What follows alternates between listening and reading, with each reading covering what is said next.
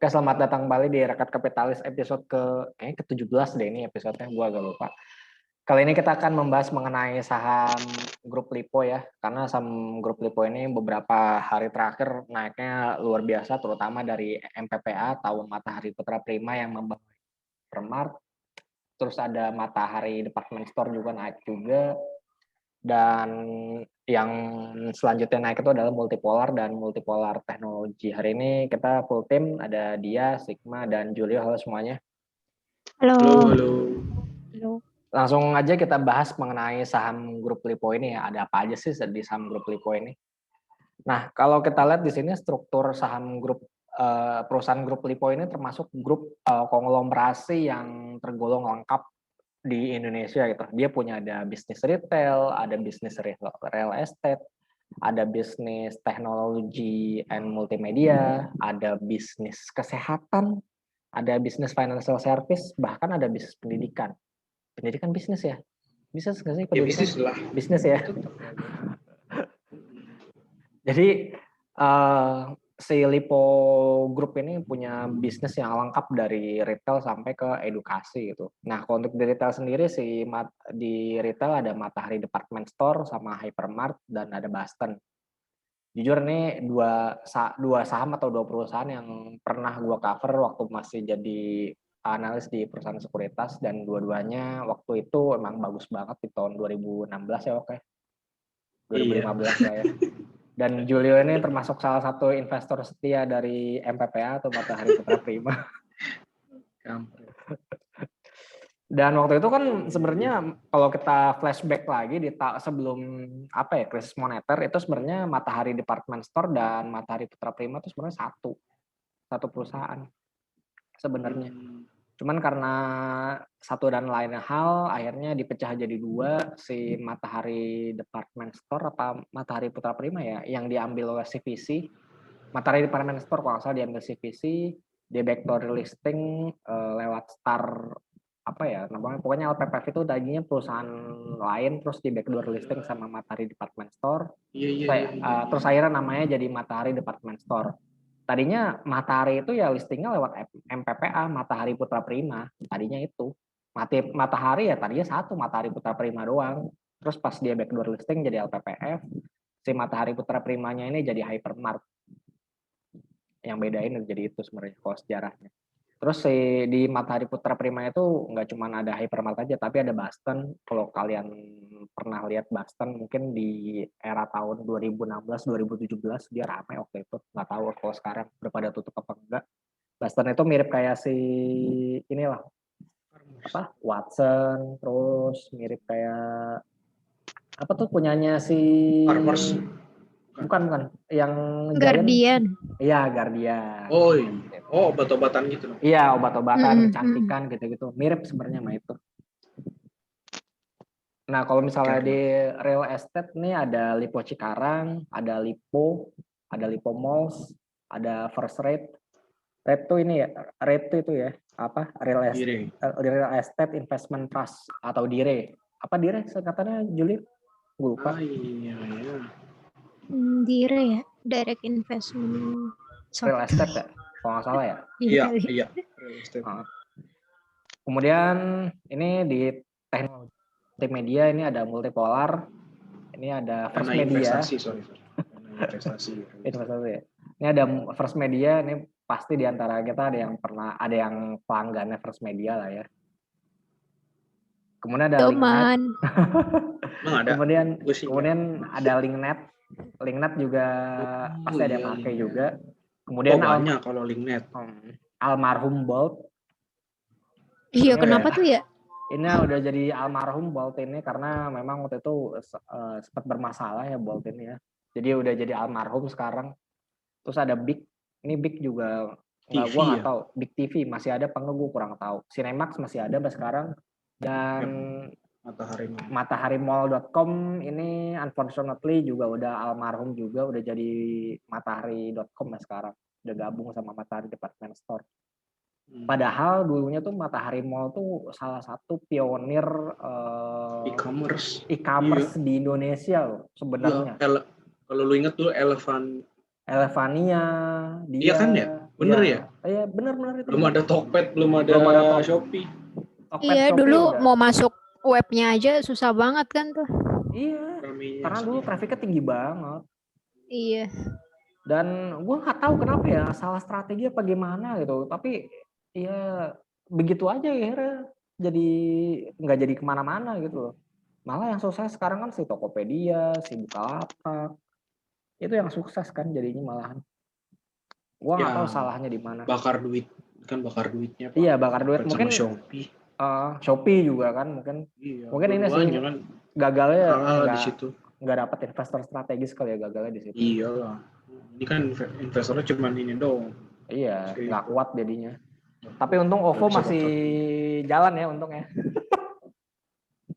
Oh iya, di sini tapi nggak. Iya, ini karena Lipo Grupnya tahun 2018 kalau nggak salah.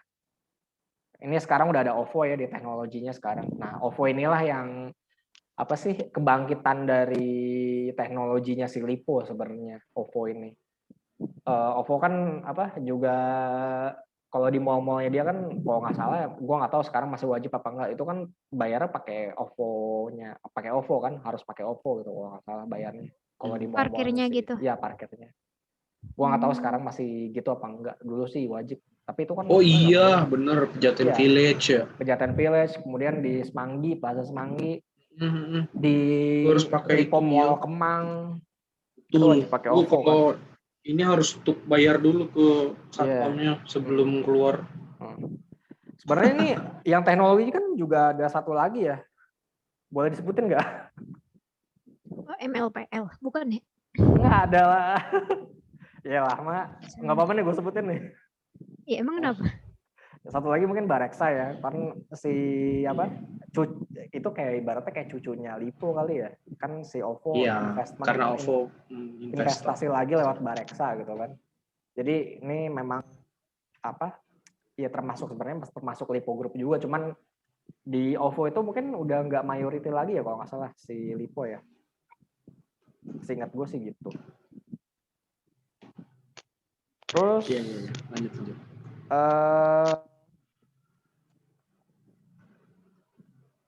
Selanjutnya ini ada Siloam Hospital. Siloam Hospital ini jaringan rumah sakitnya si Lipo ya sebenarnya.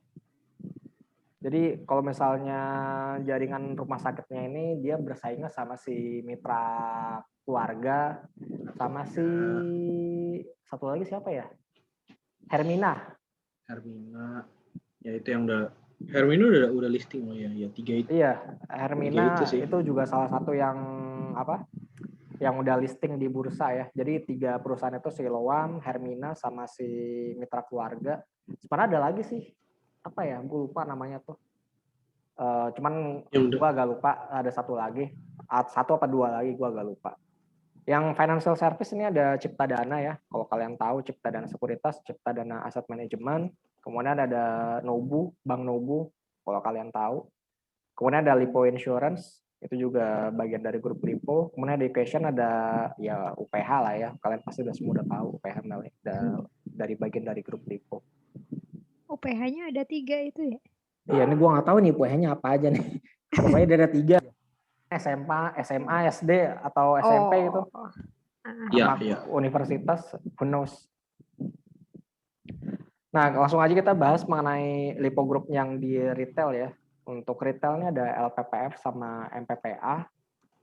Kalau kita perhatiin di sini sebenarnya untuk LPPF kenapa si revenue-nya cuma 1 triliun gitu. Soalnya si LPPF ini datanya udah data kuartal pertama tahun 2021, sedangkan MPPA ini datanya masih di kuartal ketiga tahun 2020. Jadi ada perbedaan data di sini ya. Cuman LPPF di kuartal 1 2021 masih rugi dari operating profit maupun net profitnya. Dan MPPA juga sama masih rugi gitu. Meskipun harga sahamnya naiknya udah ratusan persen untuk MPPA, ini perlu diwaspadai juga. Iya, naik udah ratusan persen. Tapi dari sisi PBV-nya juga udah sangat mahal sekali ya, karena book value-nya cuma Rp26. I'm sorry to say, cuma Rp26. Jadi PBV-nya sangat tinggi sekali untuk si MPPA. Jadi itu yang bisa diterjematin ya. Dan sebenarnya Coba deh Jul, lu boleh cerita nggak pengalaman lu beli MPPA waktu tahun berapa sih, 2016 ya? Iya kayaknya. Coba deh ceritain deh. Kenapa lu waktu itu beli MPPA gitu? Kenapa terus akhirnya lu membiarkan saham itu bertahun-tahun, kemudian pada saat rebound lu jualnya kecepatan gitu. Coba lu ceritain deh. Iya. Nah, kalau gue sih waktu itu ceritanya, waktu itu gue beli MPPA karena waktu itu prospek bisnis itu masih bagus banget ya, Iya, waktu itu masih bagus. belum terlalu booming banget e-commerce, jadi orang tuh nature-nya masih datang ke mall gitu-gitu kan, beli apapun itu masih di. Terus waktu itu prospeknya ini kan hypermart kan ya. Iya, hypermart. Hypermart itu masih bagus banget prospeknya waktu itu ya. Waktu itu si Farhan bilang tuh kan, temen gue bilang, oh ini MPPL bagus, tapi si Farhan jauh suaranya wok. Ya. Apa namanya, si Farhan bilang enggak, itu enggak bagus, dia bilang. Jadi gue beli tuh waktu itu, tapi tetap gue beli. Gue ini banget, pede banget gue waktu itu. Gue beli kayaknya mungkin di 700 kayaknya deh. 700 ya. Dari 500 sampai 700. Tapi waktu itu sempat naik sampai 1.300 kalau salah. 2.000 ya? Hampir 2.000 lah kayaknya. 2.000 ya. Gue lupa. 1.800 ke 2.000 gitu. Naik, tapi nggak gue jual. Ya. Nah, terus habis itu lu bilang lu belum mau jual gitu. Kagak, antar aja gitu. Itu 2016 ya kalau nggak salah ya. Nah, dan gue juga emang tipikalnya apa ya? Udah gue mungkin pada saat itu euforia, gue udah pernah cuan berapa puluh persen gitu. Gua kayak dari Java waktu itu ya. Ada Java lah, ada Bank Jatim ya kalau nggak salah ya. Iya, BJTM. BJTM gitu, gue kayak euforia aja gitu kan. Baru gue tahan, nggak taunya jebol. Wih, ya ini kan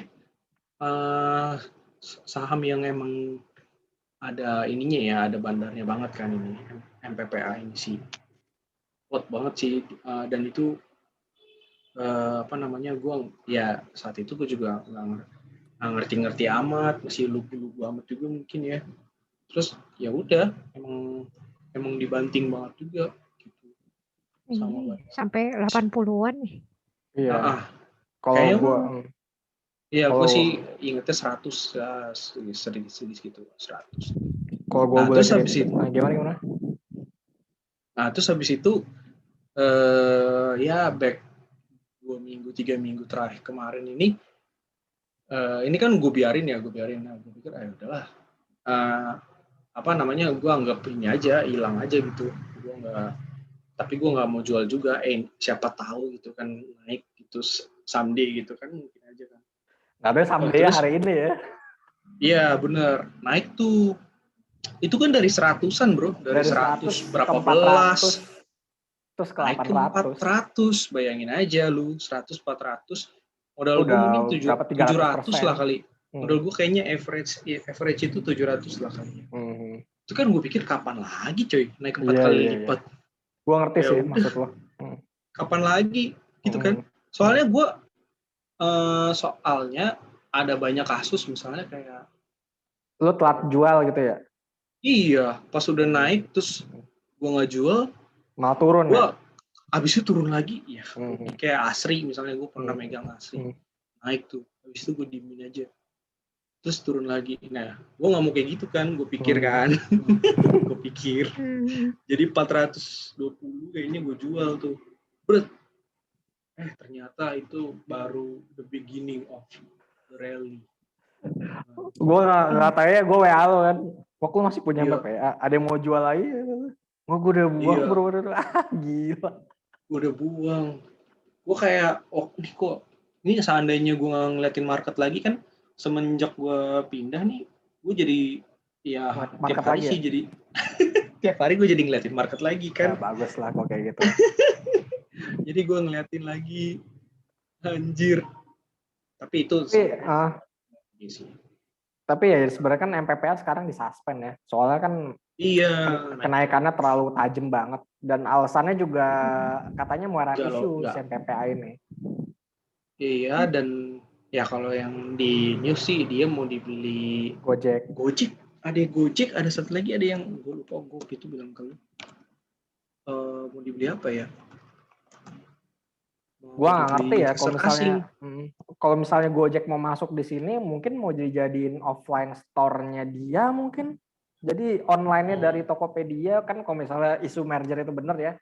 Jadi Tokopedia-nya jadi yang online store-nya, offline store-nya mungkin di Hypermart, who knows? Gua nggak tahu sih. Mungkin rencananya ke sana kali. Gue sih otak gue sih ke situ otak gue. Gue mikirnya kayak gitu. Offline store. Iya, soalnya dulu cita-citanya mahatharimall.com itu, ini gue tahu banget ceritanya. Ceritanya si mahatharimall.com itu adalah dia bisa toko online dan offline. Jadi dia bisa belanja online, ntar ambilnya di tokonya si Matahari. Gitu. Tadinya niatnya seperti itu, cuman gagal. Oh gitu, bisa apa namanya? Online to offline. Masih kalau di Grab tuh ambil sendiri gitu. Iya, mirip-mirip kayak gitu. Tadinya tuh idenya kayak gitu sebenarnya. Makanya gue bilang sebenarnya idenya bagus waktu dulu. Cuman karena mungkin kesulitan modal atau apa, ya akhirnya bubar lah tuh ceritanya mahatharimall.com. Oh gila, pantesan sampai 10 kali lipat gitu ya. Dari 88 Tapi kan itu masih rumor itu loh. Iya, baru rumor aja udah. Masih rumor ya, belum beneran gitu. Nah kita lanjut. Kita lanjut ke real estate ya. Nah real estate-nya lumayan seru soalnya ada LPCK dan LPKR. Nah ini data LPCK sama LPKR ini datanya sama-sama di ini ya kuartal ketiga tahun 2020 gitu. Nah si LPCK ini anak usahanya dari LPKR. Dan jadi kalau misalnya pun kita lihat dari revenue maupun operating profit, net profit ya jelas si LPKR lebih tinggi daripada LPCK gitu. Karena memang LPKR induknya perusahaan propertinya si Lipo sebenarnya kayak gitu. Kalau yang gua pahamin selama ini. Kalau kita lihat di sini dari sisi valuasi si LPCK cuman PBV-nya 0,32 kali dan LPKR tuh 0,49 kali. PI-nya si LPCK 5,62, si LPKR minus 6,51 itu. Dan gross profit margin, operating profit margin, net profit margin itu semuanya sangat bagus ya dari LPCK itu 38%, 52%, 38%. Jadi bagus banget loh LPCK dibandingkan dengan LPKR meskipun saat ini LPKR juga sebenarnya termasuk murah. PBV-nya 0,49 kali. Dan setahu gua di kuartal pertama 2021 LPKR tuh marketing sales-nya naik kalau nggak salah. Tapi gue nggak tahu translate ke kuartal 1 2021-nya kayak gimana untuk LPKR. Iya. Kalau yang kenapa? Sorry, kenapa? Kalau yang Mekarta itu yang mana ya? Mekarta itu masuknya LPCK, cuman di LPCK itu udah jadi minority, udah jadi 49%. Mungkin karena ada kasus ya, Jadi si LPCK-nya ngurangin porsi turunin ke tempat lain, dia jadi minority di Mekarta. Strateginya kayak gitu kalau gue lihat-lihat. Oke. Nah dia, iya. Lu ada yang pernah beli saham grup Lipo nggak? Atau pernah lu beli yang dari 4T ini kan lumayan terkenal nih ya, MPPA, PPF, LPKR, LPCK. Lu ada yang pernah beli saham Lipo dari 4T ini nggak? Sejujurnya enggak sih, An. Dari dulu nggak pernah. Dari pertama kali lu beli saham nggak pernah? Nggak pernah. Nggak pernah ya? Gue juga bingung kenapa. Soalnya pertama, gue tuh kayak agak nggak terlalu suka sama properti. Jadi paling mainannya tuh, gue pernah beli tuh pertama kali tuh cuman SMRA doang. Udah gitu nggak pernah mainan lagi. Udah itu doang. Oke. Wah ini mengejutkan juga ya. Gue nggak pernah. Lu kalian pada punya ya? Gue dari tadi pas disebut-sebut, kayaknya gue nggak ada yang gue pernah mainin gitu. Kalau dulu gue LPKR sih itu. Iya LPKR dulu sih. LPKR karena dulu. pas apa tuh awal-awal dibangun Mekarta ya. Yang Lipo Lipo Kemang. Lipo Kemang. Oke. Seru sih dulu LPKR, LPCK juga. LPCK dulu pas 8.000-an, 7.000-an. Billy Budiman kan ya? Ada yang tahu nggak, guys? Oh, gue nggak tahu kalau disuggest sama Billy. Iya, itu sampai ke berapa belas ribu kan waktu itu. Dari 3.000 lah kayaknya. Wah itu kacau sih. Dari gue lupa, pokoknya di bawah 5.000 di suggest sama dia 8.000, 15.000. Tapi waktu itu mungkin PBV-nya beneran bagus loh. Ini aja di harga 1.285 aja book value per share-nya udah 4.000. Kalau menurut gue emang mungkin waktu saat itu mungkin ya, gue nggak tahu soalnya. Emang beneran oke waktu itu. Iya sih, gue rasa juga. Soalnya kan waktu itu kan rata-rata PBV-nya properti itu kan 1,5 sampai 2 kali waktu masih jaya-jayanya ya properti iya, waktu itu. masih jaya-jayanya. 1,5 sampai 2 kali lah properti itu Jepang tuh jaya-jayanya.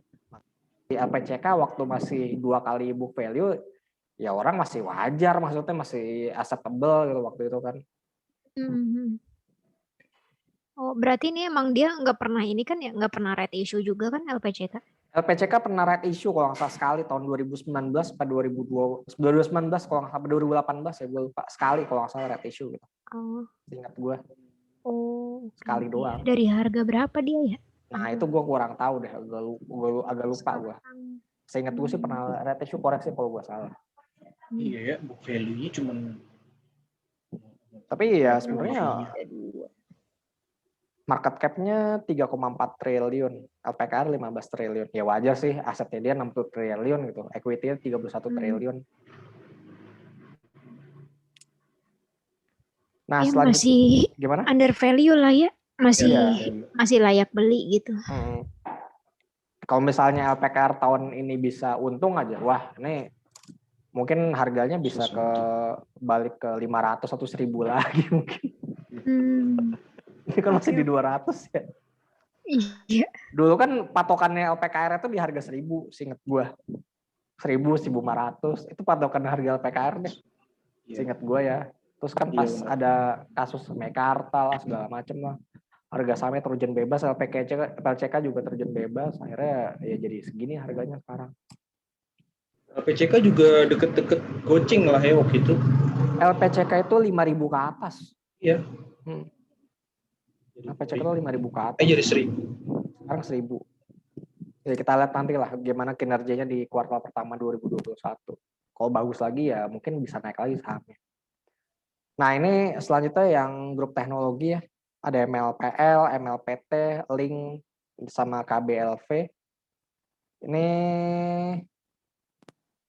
kita mulai dari multipolar dulu ya. Multipolar ini dulu waktu 2013 di perusahaan pertama gue, ini saham seru banget waktu itu.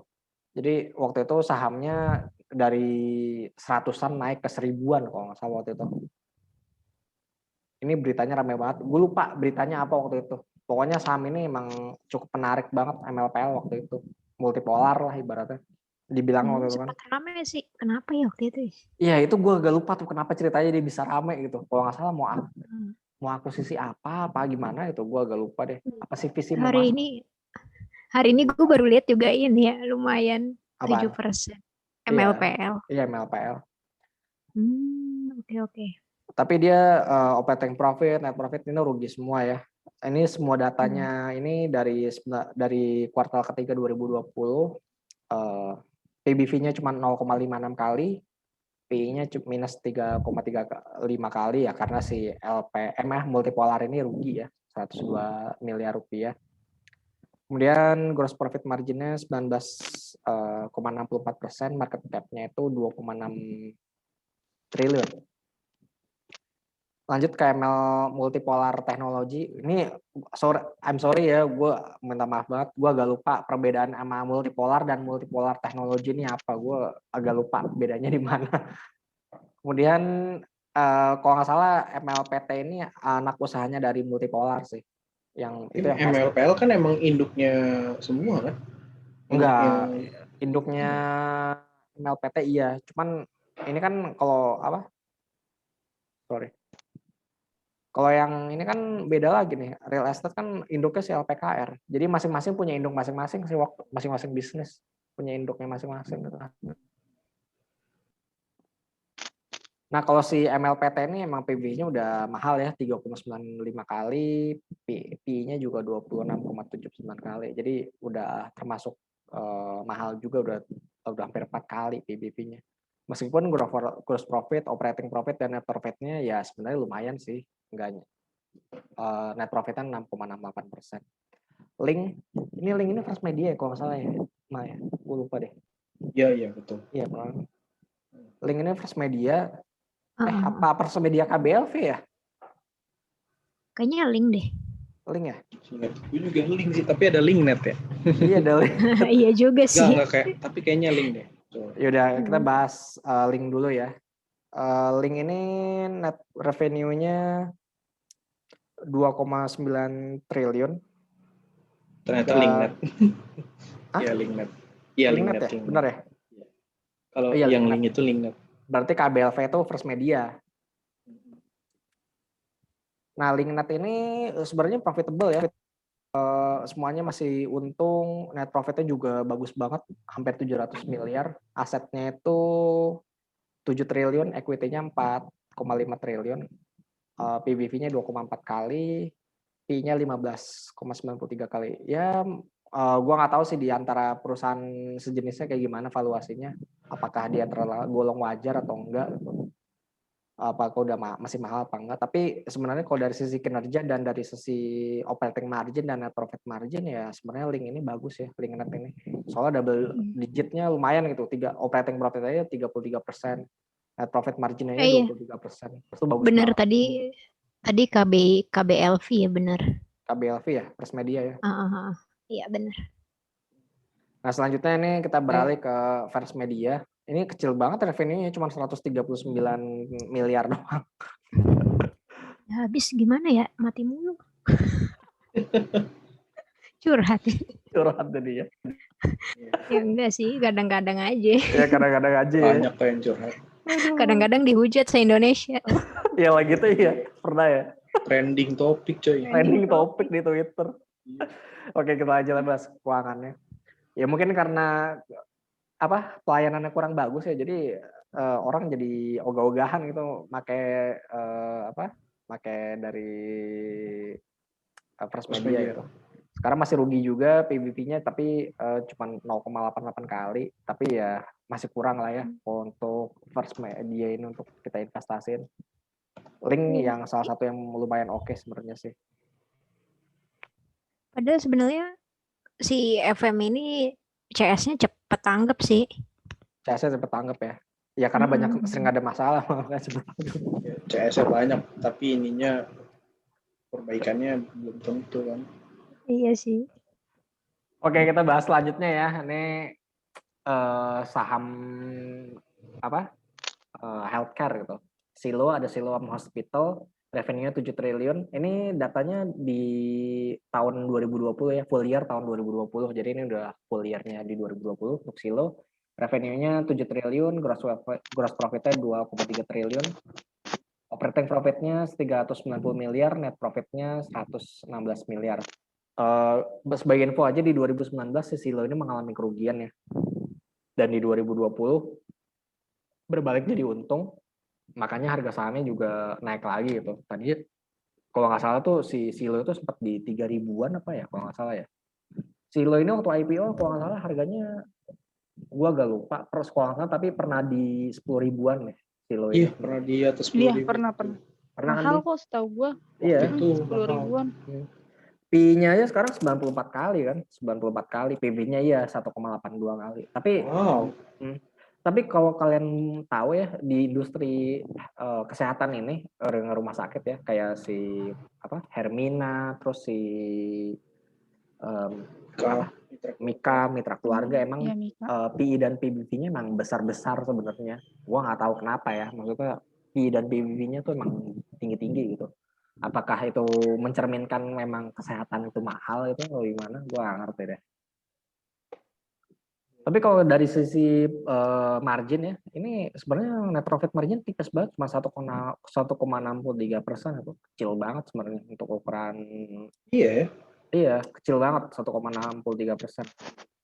Nggak begitu oke banget sebenarnya kalau dari segi rumah sakit. Cuman Iya, gross profit paling Iya. 32. Iya karena kosnya banyak kok. Lu bayangin aja itu sewa alat-alat kesehatan segala macam itu kan.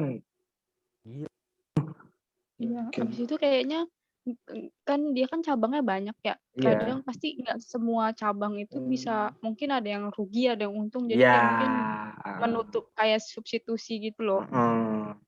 Lu bayangin aja dari net revenue 7 triliun, net profitnya tinggal 116 miliar tuh gila. Iya ya. Kesehatan itu mahal mungkin itu kali. Ya. Wah ini kayaknya gue lupa satu ya. Sebenarnya kan si Lipo ini ada satu lagi grup finansialnya ya. Gue cuman lupa masukin si Nobunya ini. I'm sorry. Ya si Nobunya sih seingat gue sih masih kondisinya lumayan lah, belum ngasih untung gitu. Cuman dari segi profitabilitasnya mungkin nggak begitu bagus ya. Sahamnya juga nggak begitu liquid sih. Dan kesimpulan gue pribadi di antara saham grup Lipo ini yang menurut gue yang paling sehat sih menurut gue ya, dan paling murah ya LPCK. Kedua mungkin si Silo ya, PBV-nya masih 1,82 kali. PI-nya memang ya semua besar-besar, tapi kita lihatnya di PBV aja deh. Masih 1,82 kali. Gua nggak tahu di 2021 ini kalau misalnya pandemi masih ada, mungkin kinerjanya masih akan bagus lagi ke depannya. Bukannya gue mendukung COVID ini masih ada ya, tapi ya kita bicara dari si perusahaannya sih kayak gitu. Ya. Oke, mungkin ini ada komentar mungkin dari kalian mungkin untuk saham-saham dari Lipo Group ini. Berarti yang belum IPO ini ya, dari sektor pendidikan ya. Gue gak tahu itu dia di IPO-in apa enggak ya, maksud gue kan itu kan. Tapi kayaknya emang nggak ada juga sih. Emang nggak ada juga sih ya. Kampus IPO tuh mind blowing banget sih menurut gue. Iya juga, belum ada tuh kampus IPO. Kampus IPO ya. Stevie gitu ya. IPO. Hei. Kamu jangan sebut merek apa. Kampus UPH itu kalau listing gue nggak tahu ya kayak gimana ya. Tapi kan ya pendidikan listing tuh gimana ya rasanya ya. Ada gimana tuh kalau menurut gue? Dibisniskan gitu loh. Emang bisnis nih. Salah lah. Pendidikan itu bisnis. Kesehatan itu bisnis kan? Iya. Kesehatan itu bisnis. Tapi ya itu menurut gue gimana ya? Belum aja gue belum kepikiran aja sih. Mungkin nanti di masa depan mungkin ada yang IPO mungkin ya. Entah Gunadarma atau siapa. Tapi Binus mungkin. gue jangan dah mending. Atau Binus mungkin IPO. Never knows. Mungkin itu aja dari kita ya Rakyat Kapitalis. Untuk saham terbaik dari grup Lipo, kalau gue pribadi adalah LPCK. Kalau yang lain gimana, setuju nggak untuk kesimpulannya tadi? Setuju, karena punya barangnya. Ya gue juga disclosure aja, gue juga punya saham LPCK karena ya menurut gue ya emang ini sahamnya bagus gitu. Jadi kita disclosure di sini ya. Jadi segala rekomendasi dan analisis oleh Rakyat Kapitalis itu opini pribadi dari kita masing-masing. Kita nggak bertanggung jawab atas keuntungan dan kerugian dari aktivitas investasi yang Anda lakukan. Jangan lupa untuk follow Twitter kita di Rakyat Kapitalis. Jangan lupa untuk subscribe dan like akun YouTube kita di Rakyat Kapitalis. Gua Farhan, Julio, Sigma, dan dia pamit undur diri dulu. Kita akan berjumpa di episode berikutnya. Bye-bye. Bye.